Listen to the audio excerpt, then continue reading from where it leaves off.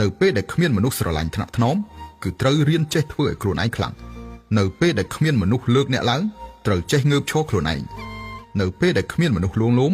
គឺត្រូវរៀនចេះថ្នាក់ថ្នមខ្លួនឯងឲ្យសប្បាយចិត្តពេលវេលាយូរទៅអ្នកនឹងរកឃើញថាខ្លួនឯងគឺជាព្រះអាទិត្យក្រោយពេលដែលខ្លួនឯងคล้ายទៅជាព្រះអាទិត្យហើយនោះអ្នកនឹងរកឃើញទៀតថាទឹកមុខញញឹមកាន់តែច្រើនទៅគឺនៅជំនួយខ្លួនអ្នកឲ្យតែមេឃមិនបាក់ចុះមករឿងរ៉ាវគ្រប់យ៉ាងគឺមិនមែនជាបញ្ហាឡើយអ្វីដែលអាចធ្វើឲ្យមនុស្សមានអារម្មណ៍ថា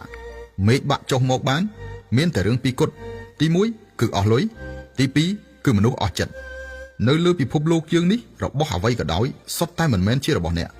អ្វីដែលជារបស់អ្នកពិតប្រាកដនោះគឺដំណើរជីវិតវែងឆ្ងាយមួយរយៈពេលតែប៉ុណ្ណោះទោះបីជាអ្នកយកបានរបស់អ្វីក៏ដោយដល់ទីបញ្ចប់សុទ្ធតែត្រូវសងឲ្យពិភពលោកនេះវិញអ្នកណាក៏មិនអាចយកទៅតាមបានដែរដំបូងមាន13ចំណុចនេះប្រកាសជាអាចជួយអ្នកបាន1ធ្វើជាមនុស្សមិនអាចទន់ជ្រាយមិនអាចអត់ទ្រាំគ្រប់រឿងនោះទេមានពេលខ្លះក៏ត្រូវចេះវាយបកវិញដែរ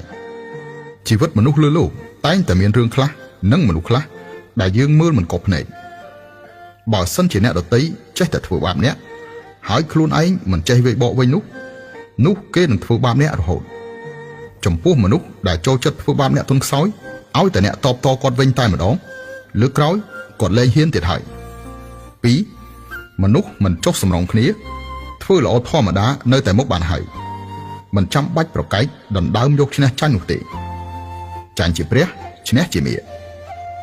3ត្រូវទុកសន្លឹកអាត់ចុងក្រោយឲ្យខ្លួនឯងជានិច្ចធ្វើឲ្យខ្លួនឯងនៅរក្សាតម្លៃបានរហូតទើបអ្នកមិនត្រូវបានគេទាត់ចោល4មិនចាំបាច់ហៅមនុស្សទាំងអស់ថាជាបងប្អូននៅក្នុងឆាកជីវិតមនុស្សនៅពេលដែលអ្នកមានរឿងមានមនុស្សប្រមាណអ្នកដែលអាចជួយមិត្តភក្តិពិតប្រាកដទៅគឺគ្រប់គ្រាន់ហើយ5ត្រូវធ្វើទំនាក់ទំនងជាមួយមនុស្សពូកែនិងមនុស្សមានសមត្ថភាពឲ្យច្រើនដោយពាក្យថាតាម10លានរកបាន1លានតាម1លានរកបាន10លាន6ធម្មតាត្រូវតែថែទាំសុខភាពឲ្យបានល្អ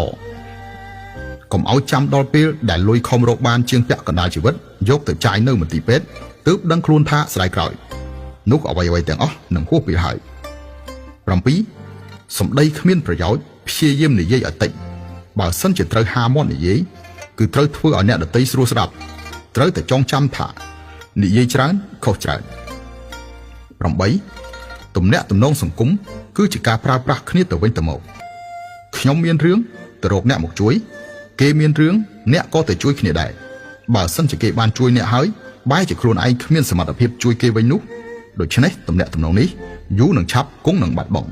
ទំនាក់ទំនងគឺមានទៅមានមកមានតម្លៃចំពោះគ្នាទៅវិញទៅមកទើបអាចរក្សាបានយូរអង្វែង9នៅពេលដែលមនុស្សគ្មានលុយកុំទៅរកសាច់ញាតិរឹតតែមិនត្រូវទៅរកប្រភេទរង្វង់មិត្តភ័ក្តិដែលគ្មានន័យទាំងនោះនៅពេលដែលគ្មានលុយត្រូវខិតខំរកលុយកុំឈប់របស់គ្រប់យ៉ាងជាទូទៅត្រូវបានបង្កើតឡើងនៅពេលដែលអ្នកមានលុយខ្លួនឯងមានតែកាបូបលុយខ្លួនឯងពេញទេទើបអ្នកដទៃមិនហ៊ានមើលងាយមានទឹកមាត់ប្រៃក្នុងការនិយាយស្ដី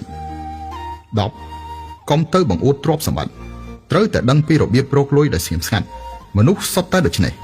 មិនចង់ឲ្យអ្នកដទៃរស់នៅបានល្អរឹតតែមិនចង់ឲ្យអ្នកដទៃរស់នៅបានល្អជាងខ្លួនឡើយ11កុំចេះតែធ្វើជាមនុស្សស្លូតត្រង់គ្រប់ពេលពេកមនុស្សស្លូតត្រង់គឺងាយនឹងខាតបង់ណាស់កុំចេះតែជួយគេដោយល្ងងខ្លៅនៅក្នុងសង្គមមួយដែលគិតតែលើផលប្រយោជន៍អ្វីគ្រប់យ៉ាងសុទ្ធតែត្រូវពឹងលើខ្លួនឯងខិតខំទៅរក12អ្នកដទៃជូនអំណោយឲ្យអ្នកមិនមែនដោយសារតែការសងគុណទេគឺចង់ស្នើសុំឲ្យអ្នកជួយគេគ្មានមនុស្សណាចាយលុយដើម្បីអ្នកដោយគ្មានហេតុផលនោះទេបន្ទាប់ពីគេជូនអំណោយឲ្យអ្នកហើយយើងខ្លួនឯងក៏ត្រូវតែរកឱកាសសងគេវិញដែរ13មានពេលខ្លះមិននិយាយត្រង់គឺជាប្រាជ្ញាមួយប្រភេទឲ្យអ្នកដទៃចុះមួយជំហានទើបគាត់ចេះដឹងគុណអ្នករឹតតែអាចទទួលបានផលដែលមិនរំពឹងទុក